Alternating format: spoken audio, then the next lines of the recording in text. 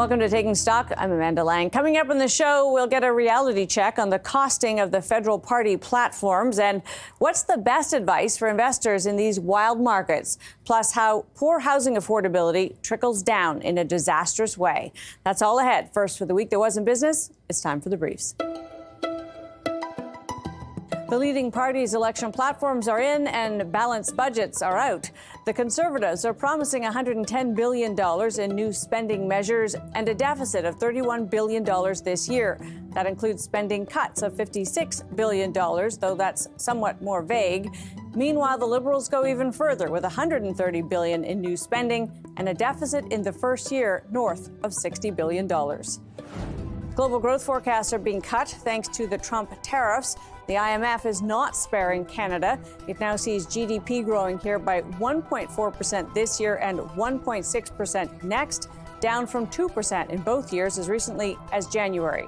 It also cut the outlook for the U.S. sharply, citing trade and policy uncertainty. Tesla reported its quarterly results this week and found that Trump tariffs are hitting close to home. It missed expectations for profit and warned that trade turmoil could weigh on the outlook. It declined to give a sales forecast for the year. Tesla missed its sales targets in 2024, even before the start of the global trade war. Elon Musk said he would step back from his government work and refocus on Tesla. Major courier firm DHL has halted shipments of consumer goods to the U.S. that are valued above $800. That's after a change by the Trump administration that removes the tariff exemption at that price level. DHL said the red tape involved meant it would halt shipments until further notice as the so-called de minimis exception is removed. A Canada-wide class action has been certified against the maker of Roundup weed killer. Bayer Crop Science, formerly Monsanto, has been fighting actions elsewhere. Now Canadians who may have been exposed to the potentially cancer-causing agent can join the $1.2 billion claim. The company says glyphosate has been deemed non-carcinogenic by health authorities around the world. And those are your business briefs. Political campaigns are often heavy on promises and light on specifics, but one thing both major parties have in common in Canada, a willingness to keep deficit spending and some creative math on where the money comes from. Kevin Page is president and CEO of the Institute of Fiscal Studies and Democracy. He was Canada's parliamentary budget officer. Thanks for being with us, Kevin. Good to be with you, Amanda. So, I mean, you and I have talked before. It does feel to me as though the general population is less interested, less concerned, I guess, about deficits. Even so, were you surprised that we don't see any kind of real effort on any major political party's part to get us to balance? Yeah, there is no effort really to get to balance in any of the platforms. As you noted, like we're trying to keep the deficits modest, relative to the size of the economy, 2 percentage points or less. Not all hard, very few hard budgetary constraints that will force our political leaders to make those kind of key trade-offs over the medium term. The other thing that jumped out at me about these platforms is there's some assumptions being made about revenue generation, about the ability to cut costs out of government. They're very vague, to say the least. What would you make of that? I mean, if you're back inside the PBO, what do you do with those kinds of vague promises? Well, I think it's, I have memories that go all the way back to the Department of Finance. So I think as a former finance official, if you were looking at these documents and, you're thinking of transition that just could be literally weeks away, program cuts, program efficiencies, some kind of math that needs to be revisited with, potentially with the new government with respect to what the positive economic benefits could be from some of these measures. So I think it'd be some complicated, transition briefings for the new government, depending who takes power in the next couple of weeks. No kidding. Is it fair to say that the government that's in power and has been in power and therefore has access to kind of the inner workings of finance should have a better grasp on all of that than the government that's been in the opposition? Or do they have access to the same data sets to create these platforms? Yeah, I think there probably is a modest advantage. If you have, somewhat of the same team, that probably would be the case with the Liberals, with respect to some key portfolios. But, the Conservatives, they were in power. I was a former official at the Privy Council office when Prime Minister Harper came in. So the bureaucracy will be ready to brief, any of the two major parties. But yeah, there's a modest advantage for an incumbent government. So we, of course, have tax cuts being offered by both the Conservatives and the Liberals. They're expensive. And I wondered about your view of the sort of relative value of them. I know everybody likes to hear about tax cuts, but when you look at the actual savings for they both trot it out as a dual income because they want to kind of double the impact shown. It's pretty modest relative to the cost. Do tax cuts to the income tax brackets, are they worth their weight? Well, it's a really good question. I think our political leaders when they're going to the electorate, they're hearing about affordability issues. They want to give something to the electorate with respect that will help them on affordability. I think from an economic impact perspective, given all the household debt, given the kind of the weakness and the weak economic period we're moving into, I don't think we're going to see a big economic benefit from those tax cuts at this time. I think from a fiscal person, like if you look at managing those deficits and debt over the 5 years with some big commitments, particularly on national security commitments, I think it gets a little bit worrisome. We're moving in the wrong direction when we're cutting taxes and we know we have to increase spending, particularly with respect to national defense. Do you think that they're realistic about the potential costs? When we see the IMF downgrading the outlook for Canada and the world, are these platforms reflective of the reality we're in? No, I don't think they are. I think that the bottom line, so the baseline economic assumptions, the planning framework that was used by the Conservatives and Liberals was something from the Parliamentary Budget Office, which was really put out prior to what we've seen now with respect to tariffs. Kevin, so good to have you. Really appreciate your time. Good to be with you, Amanda. Kevin Page, President and CEO of the Institute of Fiscal Studies. He was also Canada's Parliamentary Budget Officer. Coming up, how should investors be thinking about these turbulent markets? Stay with us.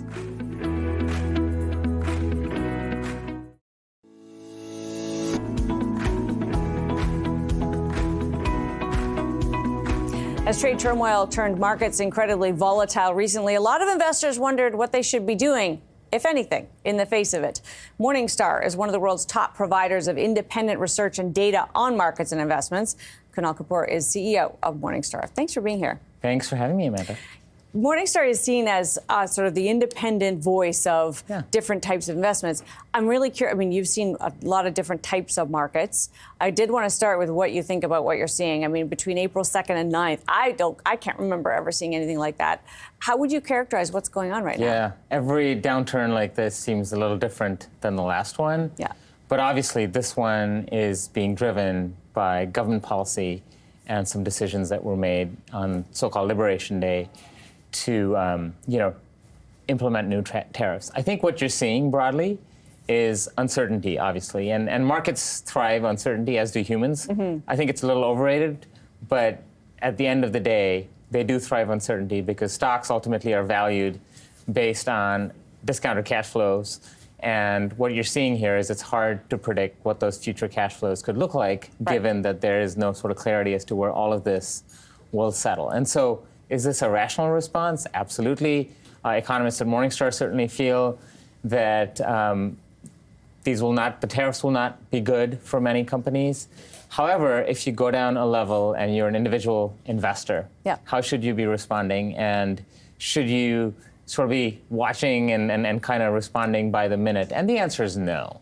At the end of the day, the most important question if you're an individual is to ask yourself whether you have the right asset allocation. And if you're maybe overreacting and really worried about where we are today, it probably means you overextended on risk assets and probably should not have and then reset it. However, if you have a long time horizon and you're putting money to work for, let's say, a retirement fund or something you're not going to touch for 10 plus years, it's probably not a time to be too worried and moving things around. You have ups and downs, and things do tend to settle over time. And certainly, if nothing else, many equities are looking a lot cheaper and hence more attractive on a long-term basis than they were a few weeks ago. Now, that, of course, this notion of sort of don't watch the day-to-day volatility and for sure don't trade into the volatility. If you do it for a living, Godspeed. But for most of us, don't try to trade into those volatility. And that period of time actually, I think, encapsulated it really well. Because if you tried to get in front of it, you really got hammered. And if you stayed out of the way, you ended up okay. Yeah. However, one of the unknowns here that you just alluded to, which is where this all settles out, might involve a great repricing. if there's some scenario, let's agree, that America has lost its mind and decides that it wants to just have permanent trade barriers, let's say they're 10%. At this point, most of us would think that was good news, if we're honest, because we've been so frightened by the higher levels. Will it not take some of the wind out of equities broadly? In other words, the whole market needs to reprice lower. And if you're an investor, do you have to start thinking, well, if that happens, am I still okay?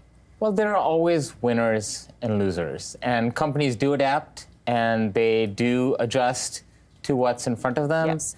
And I think consumers do as well. So I think you sort of talked here about the 10%, and maybe if things settle at 10%, perhaps it's not so bad because you have some certainty and you can adjust to that. I think the real issue right now is that companies feel uncertain, consumers feel uncertain, and so no one's quite sure where things will maybe ultimately settle, which is why I think you're seeing so much friction in the markets right now.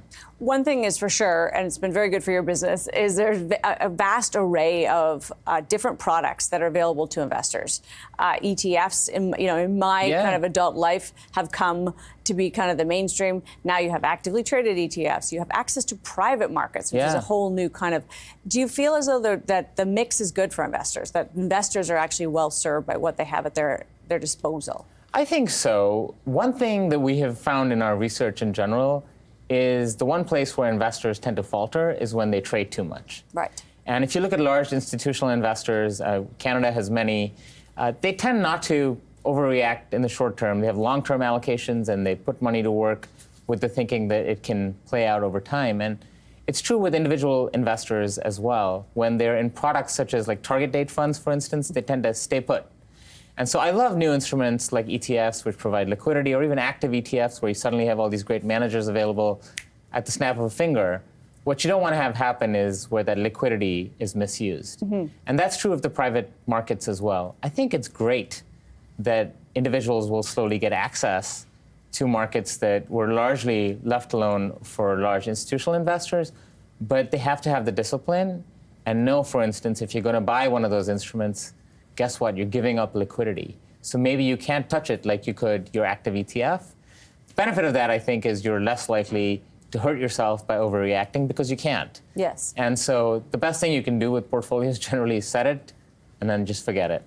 You might want professional advice. We're certainly not here to say everybody needs that. Some people are very good and interested in managing their own portfolios.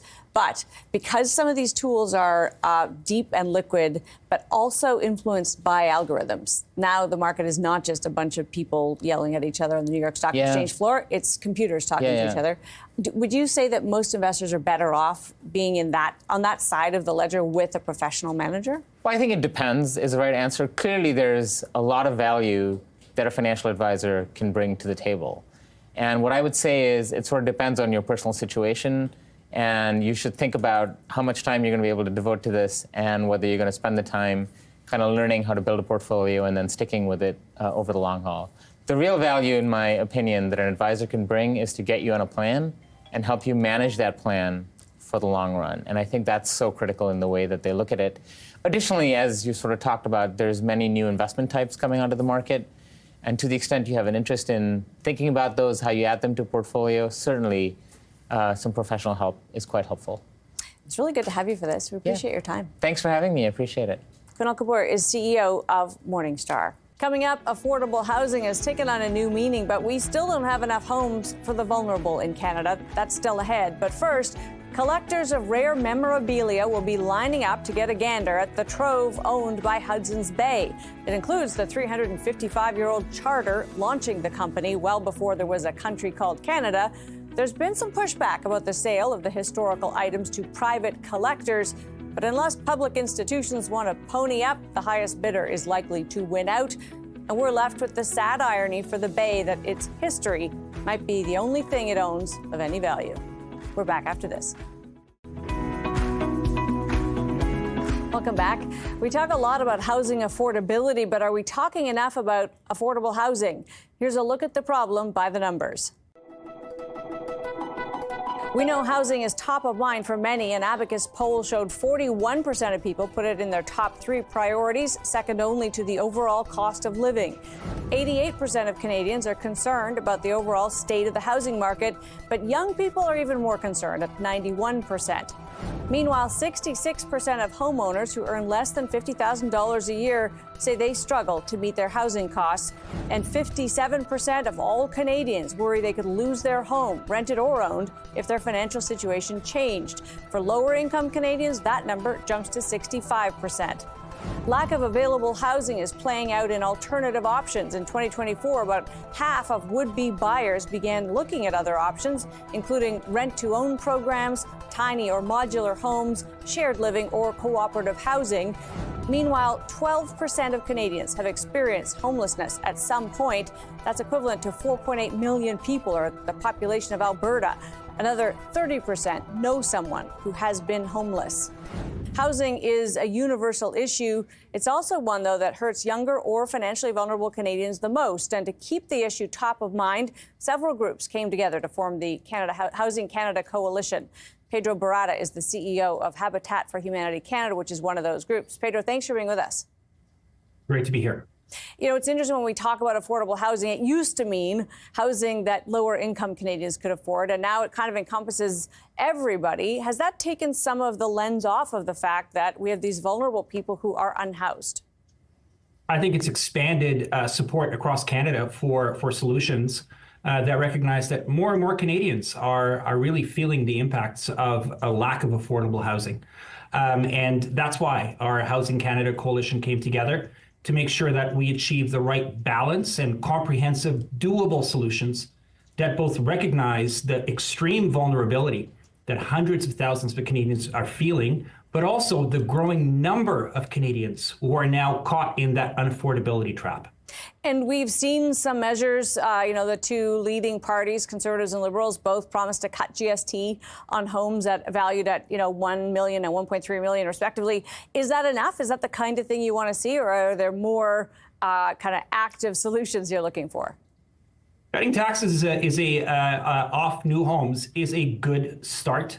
And the Housing Canada Coalition came up with a 10-point plan.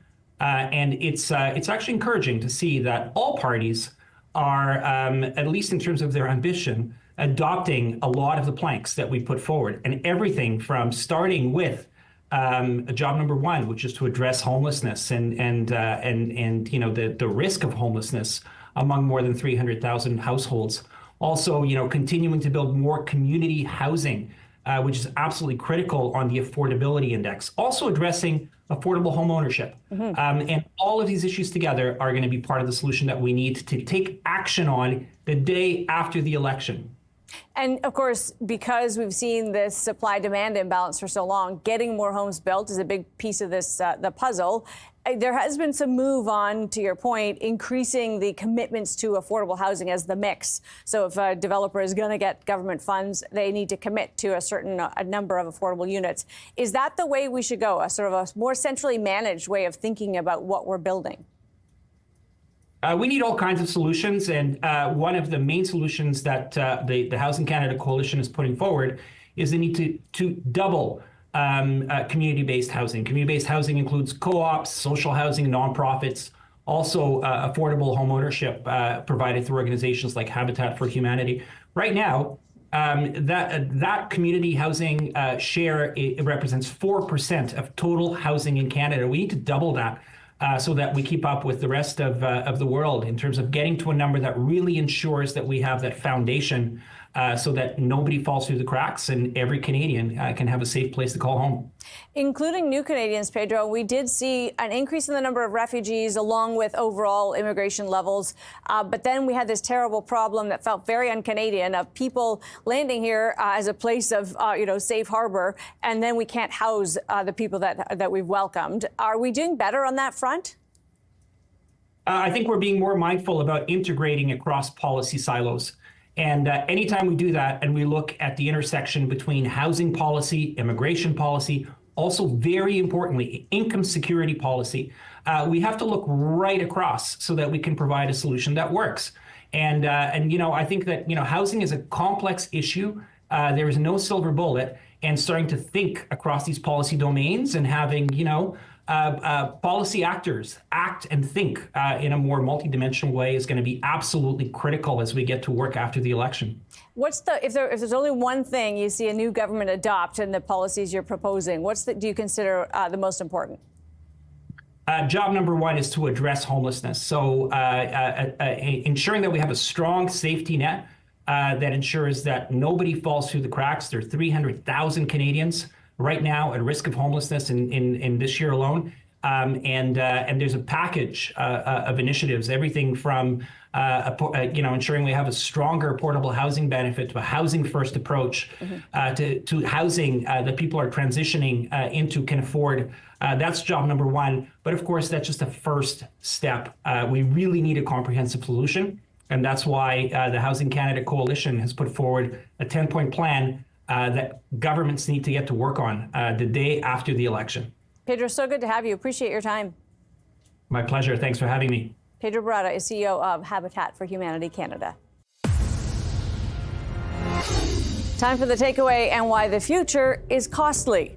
Artificial intelligence is only beginning to be truly mainstream.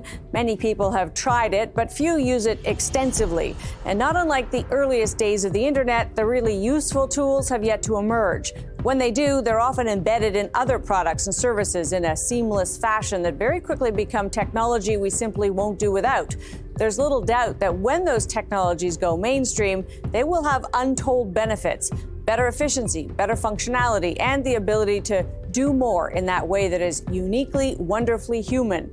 But there's a dark side to an artificial intelligence that we need our eyes on now. Not the threat of singularity or that moment when the AI outstrips human potential altogether and sinister outcomes emerge, though that is certainly a risk to humans.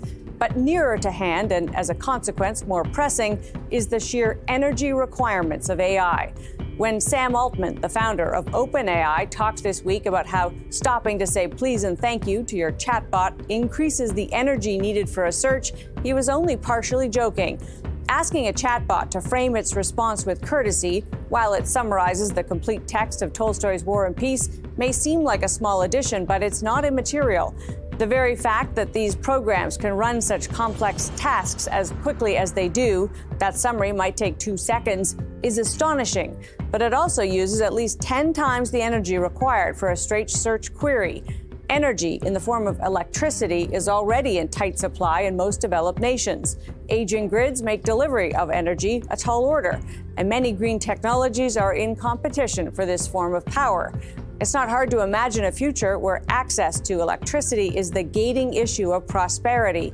That might be good news for Canada, sitting as we are on vast resources that are convertible to power. But we would be wise to understand our future needs and start working on the infrastructure that goes with it.